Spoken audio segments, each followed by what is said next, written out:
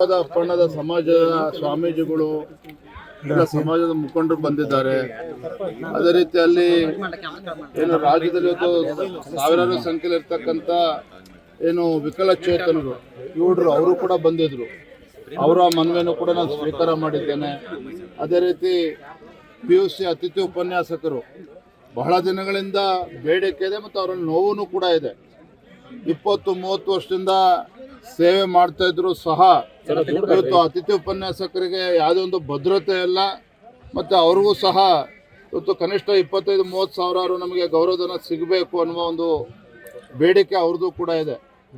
ಇವತ್ತು ಕೂಡು ಒಕ್ಕಲಿಗರು ಅವರು ಕೂಡ ಇವತ್ತು ಅವ್ರ ಸಮುದಾಯಕ್ಕೆ ಇವತ್ತು ಏನು ನಮಗೆ ನಮ್ಮ ಬೇಡಿಕೆಗಳು ಈಡೇರ್ತಿಲ್ಲ ಅನ್ನುವ ಒಂದು ವಿಚಾರವನ್ನು ಕೂಡ ಹೇಳಿದ್ದಾರೆ. ಎಲ್ಲ ಮನವಿಯನ್ನು ಸ್ವೀಕಾರ ಮಾಡಿದ್ದೇನೆ. ನಾನು ನಮ್ಮ ಚಮ್ಮಗಾರ ಸಮಾಜ ಅವ್ರನ್ನೂ ಕೂಡ ಭೇಟಿ ಮಾಡಿದ್ದೇನೆ. ನಮ್ಮ ದೊಡ್ಡಬಳ್ಳಾಪುರ ಕ್ಷೇತ್ರದ ಧೀರಜ್ ಮುನ್ರಾಜ್ ಅವರು ಶಾಸಕರು, ಅದೇ ರೀತಿ ನಮ್ಮ ಶಾಸಕ ಮಿತ್ರರಾಗಿರ್ತಕ್ಕಂಥ ಹರೀಶ್ ಪೂಂಜಾ ಅವರು, ಬೀದರ್ ನಮ್ಮ ಶೈಲೇಂದ್ರ ಬೆಳದಾಳಿ ಅವರು, ಎಲ್ಲ ನಮ್ಮ ಶಾಸಕರು ಮಿತ್ರರು ಬಂದಿದ್ದೇವೆ.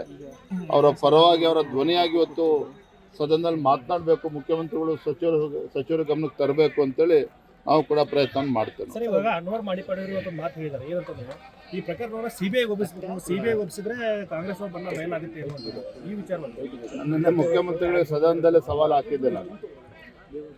ಆರೋಪಗಳು ಒಂದು ಕಡೆ, ಅನ್ವರ್ ಮಾನಪ್ಪಾಡಿ ಅವರು ನನ್ನ ಬಗ್ಗೆ ಏನು ಹೇಳಿದ್ದಾರೆ ಅದನ್ನ ಒಪ್ತೇವೆ, ಆದರೆ ಅನ್ವರ್ ಮಾನಪ್ಪಾಡಿ ವರದಿನ ಒಪ್ಪಲ್ಲ ಅಂತ ಹೆಂಗಾಗ್ತದೆ? ಡಬಲ್ ಸ್ಟ್ಯಾಂಡರ್ಡ್ಸ್ ಯಾಕೆ?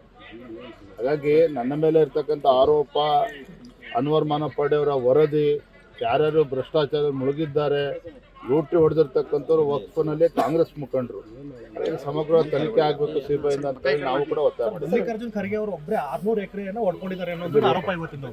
ಪ್ರಿಯಾಂಕಾ ಖರ್ಗೆ ಅವ್ರಿಗೆ ಗೊತ್ತಿದೆ, ಅದ್ರ ಬಗ್ಗೆ ಅವ್ರು ಮಾತಾಡ್ತಾರೆ.